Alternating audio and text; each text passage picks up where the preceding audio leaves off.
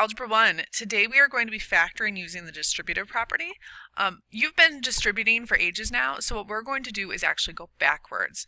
You're going to be given the answer and you're going to put it back into the parentheses. That involves finding the greatest common factor, which we are going to call the GCF. This is the largest number or variable that comes out of every term. All right, so let's give it a try with these first. 2 and 10. Your greatest common factor would be 2.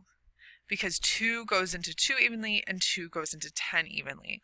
Please note it is not a 5. It's not the number that you multiply to get the 10. It's the number that goes into both evenly. 5 doesn't go into 2. Okay, this is your answer. 8 and 28. 2 would go into both of these numbers, but GCF is greatest common factor. It's the biggest number, so 4 would go into both 8 and 28 evenly. 7 and 12, there are no numbers that go into both of these evenly other than a 1. Now, if you have a variable, you're going to do the same thing. 2x and 12, the GCF would just be a 2 because 2 goes into 2x and 2 goes into 12. 9x squared plus 15x, this will have two parts. It will have both a number and a variable. The number part of the GCF will be 3. 3 goes into 9 and 3 goes into 15. The variable part will be an x because both of these have an x. All right, and likewise for this one, the number part of your GCF will be a 4 because 4 goes into 4 and 8. And since they both have an x is part of your GCF as well. All right, so you're always going to look for the number that is a GCF first, then go down the line of your variables. Not every variable is going to be a part of your GCF. When you're figuring out which variable is a part of our GCF, it is the one with the smallest exponent that every term has. So if every term has an x, you go with the smallest one, if that makes sense. All right, we'll practice this. Okay, so we're just going to find the GCF. Start with the number 4, 12, 8. The biggest one that goes into all of those is a 4.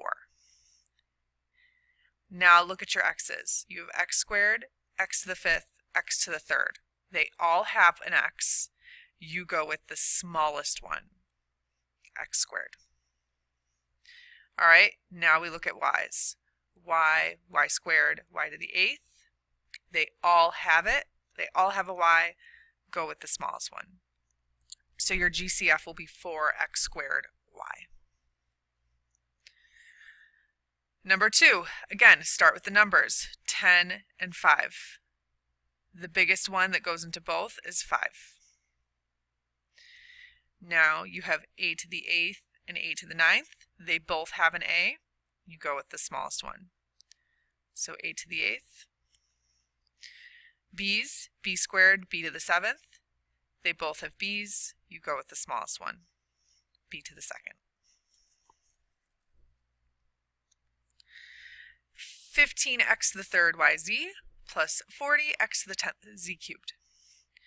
All right, let's see here. 15 and 40. I believe your GCF for this one is going to be a 5. It goes into both 15 and 40 evenly. X to the 3rd and x to the 10th. Again, we go with the smallest one that they both have. So x to the 3rd. Y. Well, they don't both have a y. So y will not be a part of our GCF. Skip it. Z and z to the 3rd. They both have it. Go with the smaller one. This will be your GCF. All right, you give number 4 a try, and we'll check in about 10 seconds.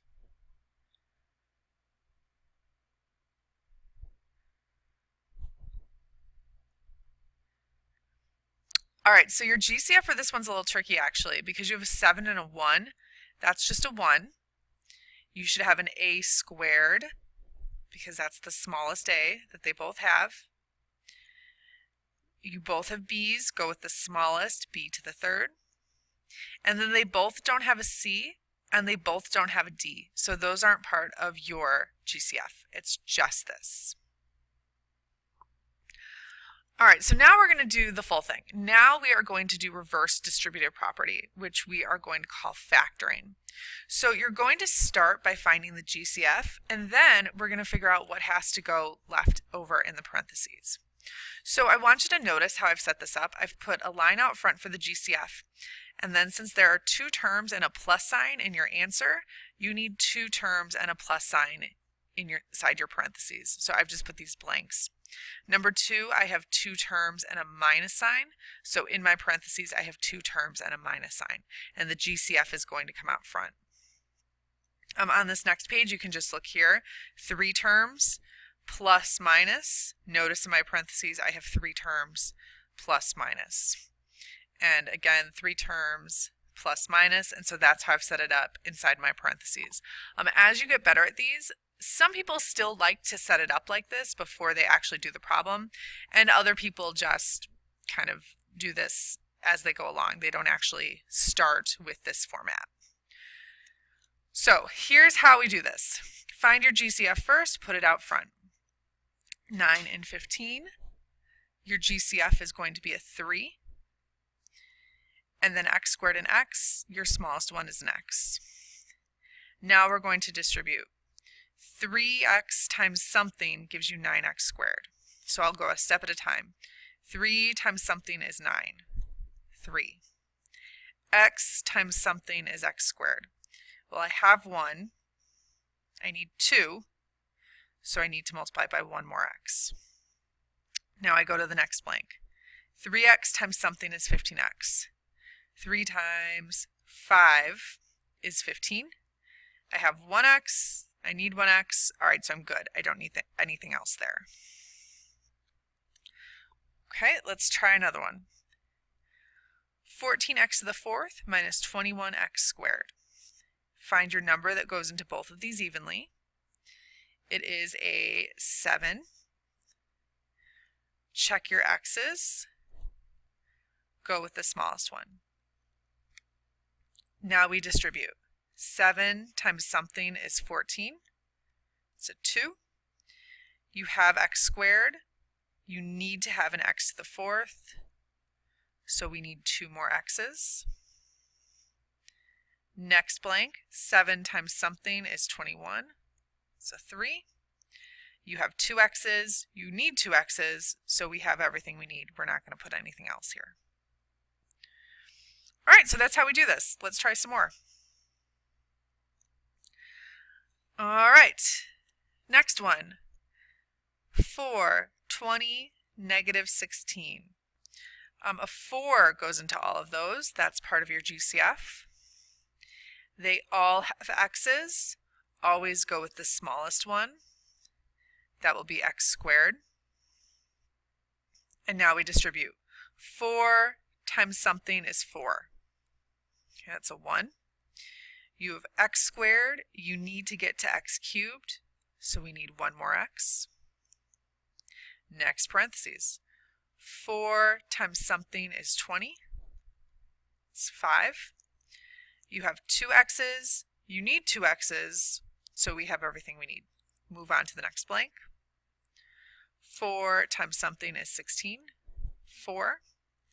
I have 2 x's. I need to have 8 total, so I need 6 more. And there you go. Let's try another one. Check your numbers first. 8, 10, 16. 4 goes into 8 and 16, but not 10, so we're going to go with a 2 here. X squared, x to the 5th, but notice this second one doesn't even have an x, so that's not a part of your GCF. They do all have a y, however. We're going to go with the smallest one, which is just the 1y. So there's your GCF, and here we go. 2 times something is 8. It's 4. We still need an x squared in here, so I'm going to put that. And then you have 1y and you need 1y, so you're all set. So if you distributed this out, you would get your 8x squared y. All right, next. 2 times something is 10. It's 5. I have 1y. I need 2. I need 1 more. Last blank. 2 times something is 16. That's 8. I need the x to the 5th. I have 1y. I only need 1y, so this is it. All right, so we've got 5 more of these, and notice I don't have these set up. So if you'd like to set them up like we did above, you're welcome to. I'll do that for the next 2, and then the other 3 I will just do by hand. So here's how you'd set this up. A blank for your GCF inside your parentheses. If you have 2 terms, you're going to put 2 blanks, and there would be a minus here. GCF always goes out front. So in this case, your GCF will be a 4 and an x. Now, this one's a little weird because when you multiply 4x times something to get 4x, you have enough x's, you already have the 4, you must have a 1 here. This 1 acts as the placeholder, so when you distribute, you still get this final answer. So 4 times 1 is 4. 4 times 4 is 16. You have 1x, you have 3 here, so you need 2 more. All right, we'll set up 1 more and then we'll stop using the blanks. So 3 terms, 3 blanks.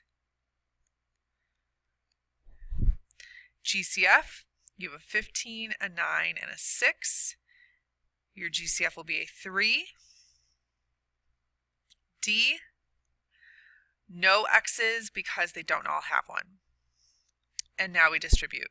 3 times 5 is 15. I have a D, I need 2, put 1 more. 3 times something is 9, that's a 3.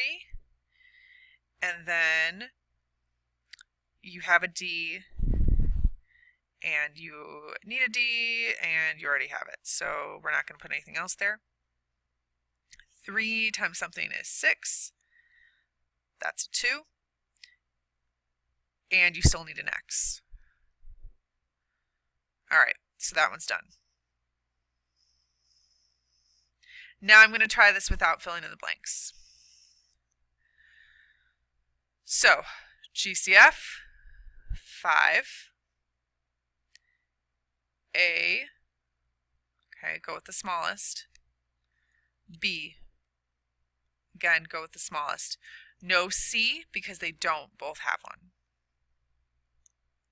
Parentheses, 5 times something is 10, 2. You have 1A, you need 2, 1 more. You have 1B, you need 3, 2 more, and you need the C as well. Next blank, 5 times something is 5, that's a 1. You have enough A's, you have enough B's. Done. Remember, the number of terms in your parentheses has to match the number of terms that you have in the full problem. All right, I want you to take a couple minutes and give these 2 problems a try. Go ahead and pause the video, give these 2 a try, come back, and we will check our answers. Do it, pause the video. All right, welcome back. Here we go. So these should be your answers for 4 and for 5. Your GCF should be a 3, and then let's see, an x and a y. If you want to make it a negative, you can. It's just then you're not going to follow the same order of the pluses and minuses here. So I'm just going to leave it as a positive. Inside the parentheses, you should have 4x squared y to the 8th plus 6y to the 4th minus 1. And yes, you have to have that minus 1. If you didn't get any of this part, call me over and I can explain it to you. For number 5, your GCF is a 1, or you don't have to put that. A squared. And let's see, they all have a B, so B to the 3rd.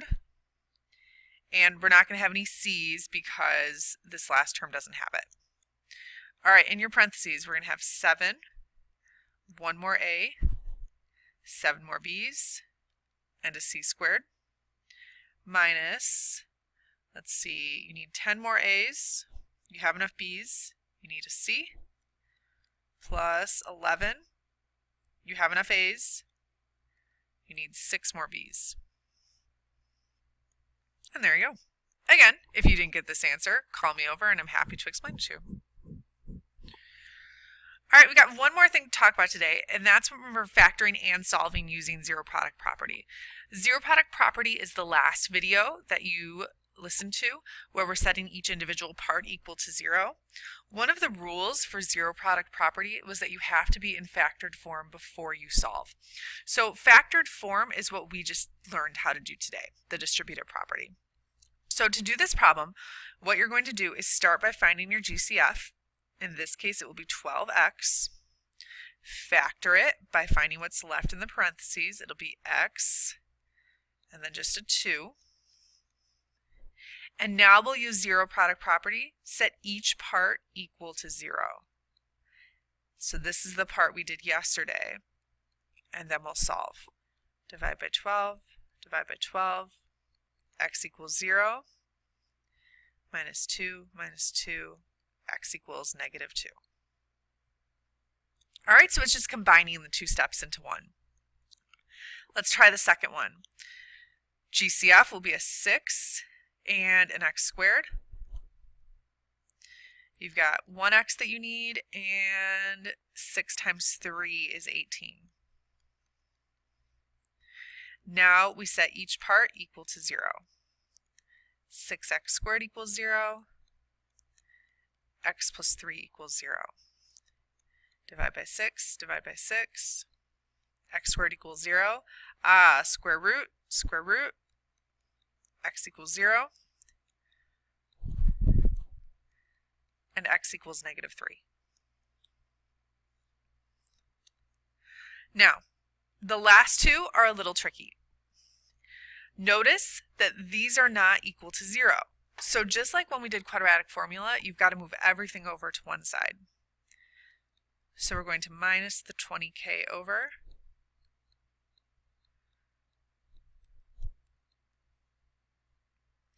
Now find your GCF, 5 and k. Fill in the parentheses, it'll be k minus 5 times 4 is 20. Now zero product property, set each part equal to 0. Divide by 5, divide by 5. K equals 0 and k equals 4. All right, last one, you're almost done. You've been doing great. Must have an equal 0, minus over the 24k. 6k squared minus 24k equals 0.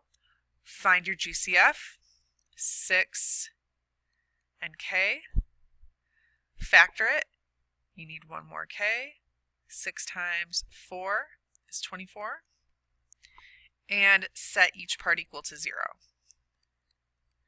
6k equals 0. K minus 4 equals 0.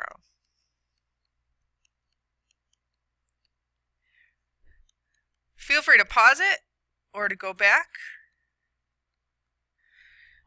Oops, same answers as number 3, coincidentally. So what you're going to do next, first ask me if you have any questions. Then go to your in-class practice. Please make sure that you've passed the other quiz before you move on to this section.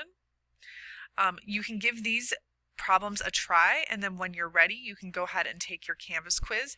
Again, you must get a 4 out of 5 to pass the Canvas quiz. Once you have passed your Canvas quiz, please let me know so that I can check you off, and then you are done for the rest of the week. Again, this Canvas quiz, as well as the other, needs to be taken and passed by this coming Monday. All right, let me know if you have any questions. Have a good one. Bye.